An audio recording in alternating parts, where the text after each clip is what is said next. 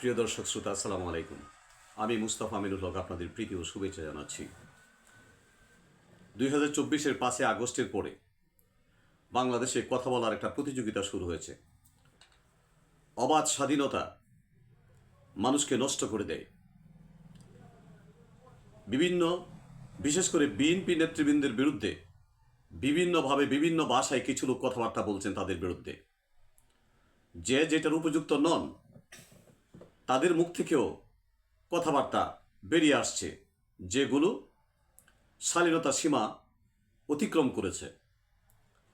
আমরা লক্ষ্য করেছি এর মধ্যে একজন জ্যাকব মিল্টন, তিনি মির্জা আব্বাস সাহেবের বিরুদ্ধে গালিগালাজ করেছেন। জনাব মিল্টন, আপনাকে স্মরণ করিয়ে দিতে চাই, আমি জানি না আপনার কোন পরিবার থেকে এসেছেন। নিশ্চয়ই ভদ্র পরিবারের না। ভদ্র পরিবারের লোকজন এভাবে কথা বলে না, মুড এমন থাকে না। আপনাদের পরিবারের সম্ভবত খোঁজ খবর নেই। যেসব পরিবারের খোঁজ খবর নেই, এসব পরিবারের সন্তানরা এইসব বাজেভাবে কথা বলে। কথা বলা শিখতে হয়। শালীনতা জেনেটিক্যালি শালীনতা আসে। ভদ্রতা ইচ্ছা করলে ভদ্র হওয়া যায় না। মা বাবা ভদ্র হতে হয়, পরিবার ভদ্র হতে হয়, তাহলে সন্তান ভদ্র হয়। আপনি মির্জা আব্বাসকে কি জানেন? মির্জা আব্বাসের পকেট জ্বালা দিলে আপনার মতো জ্যাকব মিল্টন, শত শত জ্যাকব মিল্টন বেরিয়ে আসে।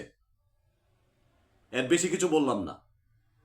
মির্জা আব্বাস সম্বন্ধে কথা বললে, মির্জা দেশ সম্বন্ধে কথা বলে সাবধানে কথা বলবেন, কারণ কথা শিখতে হয়।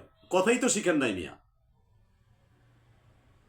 এবং যারা বিএনপি নেতৃবৃন্দ সম্বন্ধে বাজে বাজে কথা বলেন, যেটা সত্য না এটা বলবেন, এভাবে বলবেন যেটা ওনার চরিত্রের সাথে মিল নাই। সেই সব বললে আপনাদেরকে জাতি কিন্তু ছেড়ে দেবে না। তাই ভদ্রতার সাথে, অনুরোধের সাথে সাবধান করে দিচ্ছি।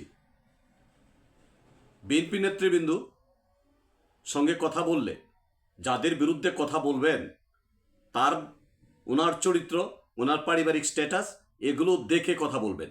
তাই মির্জা আব্বাস সম্বন্ধে কথা বলার আগে হিসাব করে কথা বলবেন। আল্লাহ সবাইকে হেফাজত করুন। আসসালামু আলাইকুম।